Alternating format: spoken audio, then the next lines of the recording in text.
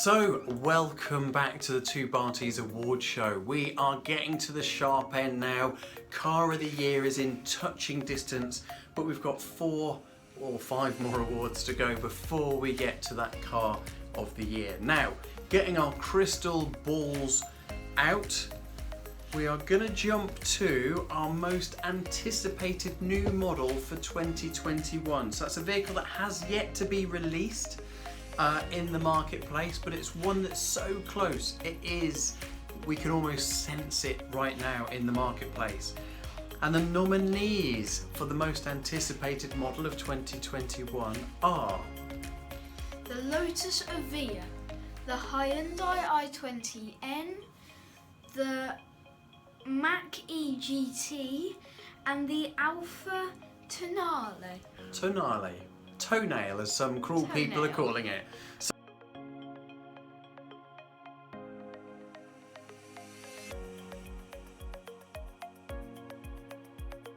So we've got the Lotus Evija, we've got the Hyundai i20N, the Ford Mustang Mach-E GT, 0-62 in about 3.7 seconds, and then we have the Alfa Romeo Tonale, their new small SUV.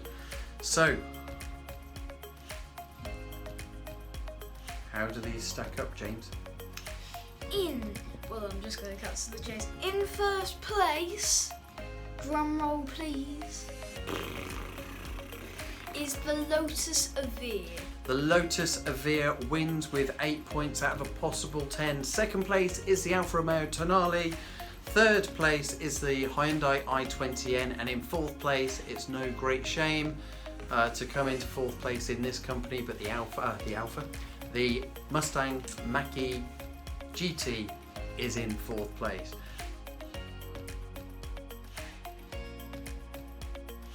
What was it that made the Lotus the vehicle for you for 2021? Cool. Very good looking. Over 1,000 horsepower. Thought you were talking about me then. Cool, very good looking. It's 2,000 horsepower. There are only going to be 130 units built. It is the Type 130, and actually an anticipated model for next year. Keep a lookout, Google away at Lotus Type 131. It's going to be something like an Evora size vehicle, so keep a lookout for that. It may even resurrect the Esprit name. But Lotus really going places in 2021. Lotus Evija wins the most anticipated new model of 2021. So let's have a look at some other vehicles that have been released. So we're going to go to most underwhelming new model. So that is a vehicle that's been released in the last 12 months that we kind of think they shouldn't have bothered with. Maybe the styling is just a bit too dull. Does it move the game on anywhere? Does it really stretch people? Does it make you want to go out and buy it? Well, we have 3 vehicles here on our list. The nominees for most underwhelming are the Toyota Prius, or Prius, the new Nissan Juke, and the Honda Jazz. Now James, if I can keep you awake for a moment, could you announce the winner of the most underwhelming model of the year? The most underwhelming model of the year is the Honda Jazz. We will now show you a picture, but it does come with a warning that exposure to this picture may promote sleep. So please do not look at this if you're about to drive or deal with heavy machinery.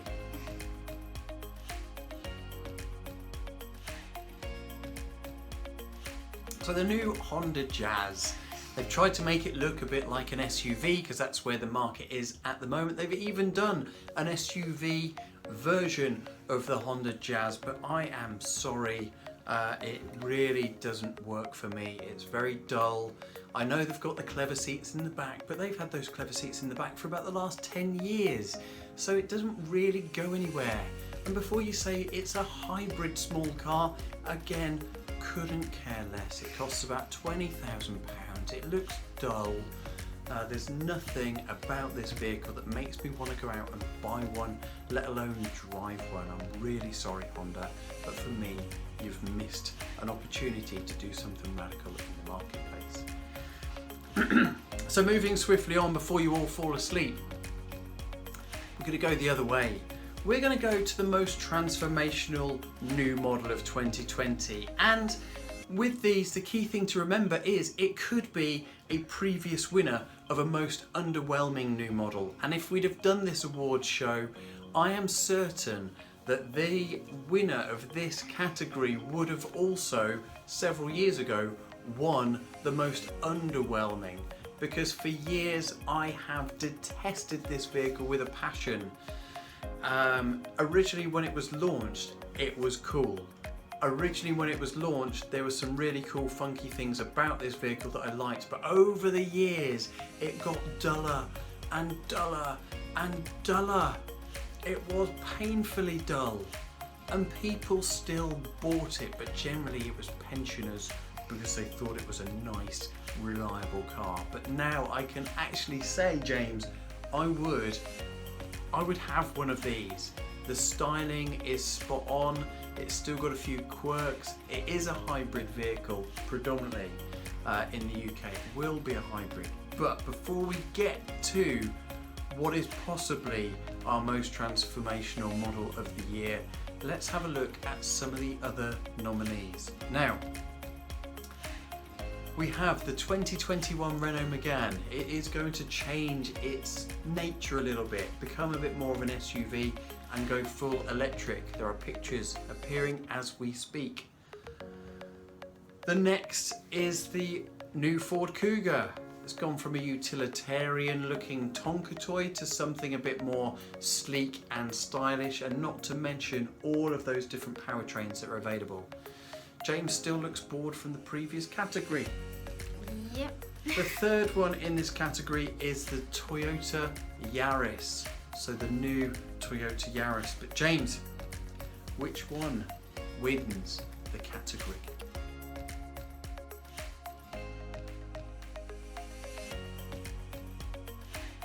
It is a tie at the top yet again. It's a travesty. There should not be a tie at the top.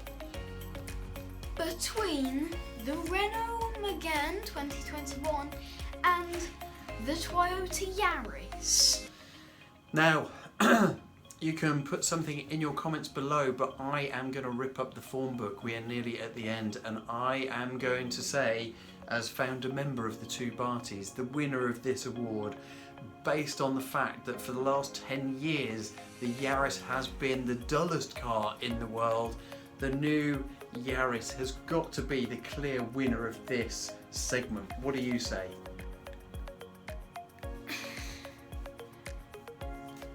Yes, but no at the same time. Yes, but no. What do you mean, yes, but no? It's been dull for more years than you've been born. I know. At least the Megane. I know. The Megane has had funky bits. It had the big butt. Yeah. The one outside, the RS versions, they look pretty cool. I know, but transformational, not coolest, okay? So that, from the picture in Auto Express, yes, we're still looking at Auto Express. Hi, Steve Fowler. Even though, like, yeah. Right. That Megane there, no offence to its owner, but I do not like Meganes. I like some of them, but this new one looks like a flipping spaceship. Well, it's not the full production version yet. I It's know. images and exclusive images and data gathered in. It But might look still. pants. But you're thinking it looks that good that you're not going to let me have the Toyota Yaris. It looks like a spaceship. I'm not saying it looks like a good-looking spaceship, but it looks like a spaceship. The Toyota Yaris just looks like a funky Toyota Yaris. So for you, it's not transformational enough. Well, ladies and gentlemen, pop in the comments. You'll see pictures of all the vehicles, not only these ones that we're talking about, but everyone that's been nominated and got down into that shortlist. But let us know Toyota Yaris or the Megane for most transformational vehicle of the year.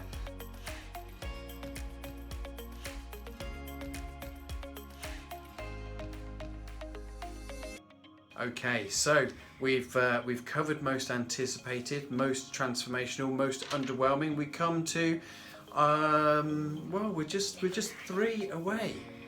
We are 3 away. Before we get to our 2 most prestigious awards, which is the Living Legend Award, that's right, our very own Hall of Fame for a car, and the Car of the Year, we need to cover off the most pointless record award for 2020. Now this is where something has captured people's imaginations and they're all gunning for a certain target. They're all gunning for either a certain price, they want it to be the most expensive or the quickest or the most efficient or the most... But we have looked at these and we have come up with our most pointless record award.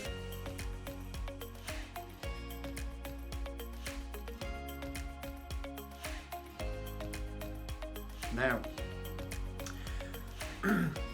our nominees are any full electric vehicle with a range less than 100 miles. Because quite frankly, what is the point of having a range of less than 100 miles? I know commuters may only do 20 miles a day, but seriously, why would you do that? Is it a cost thing? Are you just trying to make something cheap? What is the point of that? Because you will have to keep charging it more regularly, and in real world, if you can only do a 100-mile range total, how many is that actually going to work out to when you're using it in real life? Because we know, like with petrol, they're not at their most fuel efficient. Okay, if you're doing short journeys in an electric, it's not going to impact it as much, but are you going to use more of that charge doing your little itty bitty bits? So any full electric with less than 100-mile range is our first nominee. Our second nominee is the Bugatti Chiron 300 Plus. So the Bugatti Chiron 300 Plus that can do over 300 miles an hour. Now, I thought this vehicle would be a shoe-in for the most pointless record award because quite frankly, where can you even do 300 miles an hour? You have to be on a test track. Yeah. Can we all buy this Bugatti Chiron and go on that test track? No. No. So why would you spend a couple of million quid on a car that you can't really drive anywhere? What is the point of the record? Yes, it's a great engineering feat. It's amazing that we have a car on the road that can do 300 miles an hour. But really, I can't see how that's going to support the cars lower down. How is that going to influence the next Fiesta? You know, seriously. So it's a fantastic achievement by Bugatti. But our third nominee, we couldn't even be bothered to look up the name of it, because just as we're about to give the little winning rosette to the Bugatti Chiron, its record was broken for the fastest production car in the world by the supercar. The name will come up with the picture. This one has just broken the record. Some would say it's a fake, but we're going by the latest reports that the new top speed is 331 miles an hour recorded by this vehicle. And we don't even need a drum roll, because for me, what is the point? 331 miles an hour. Driving through Clench Wharton with a 20 mile an hour sign up, it can still do 20 miles an hour. So my Moggy Minor is as quick as this car through Clench Wharton because they're all limited by the speed that they can go. So James, 331 miles an hour, what is the point of that? Well, I think the point is to very expensive Porsche people to show off to their very expensive Porsche friend, look, I have a car that can go 331 miles per hour. And then ones like the picked on less Porsche one will go, show us then. And then he will get stuck, then blame it on the weather. when it's actually really sunny outside. Not here today. No, though. not here. But it's just to show off, to see how much money I could spend in a day, and then see how much horsepower I can pack into a car for the manufacturers, and then by the time they've pressed buy, they'll realise, what the heck have I done? I have just bought a 10 gazillion pound car that does 331 miles per hour, but where am I gonna do that? Relax. So James has a few opinions on that 331 mile an hour supercar. Mine are, we're in a world now where we're all very environmentally conscious.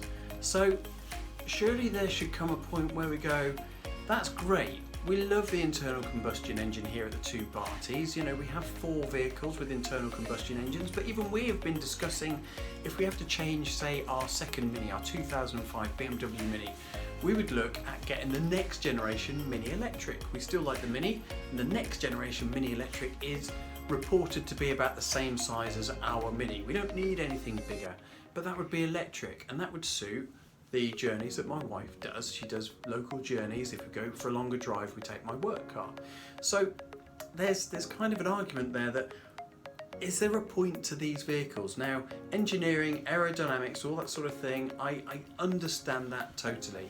But why in this day and age do we need a vehicle that goes that quick on? Well, there are no roads that it can go that quick on unless it's private test tracks, that sort of thing. So a little bit pointless for the masses. Maybe there's something in those vehicles that we can dilute down into a production vehicle going forward to make them more efficient.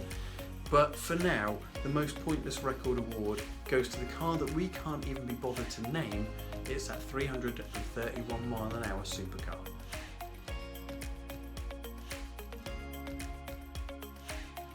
Okay, we'll be back after this break with our Living Legend Award, and then finally the Car of the Year Award from the two Bartys. So stay tuned, we'll be right back with our last 2 awards.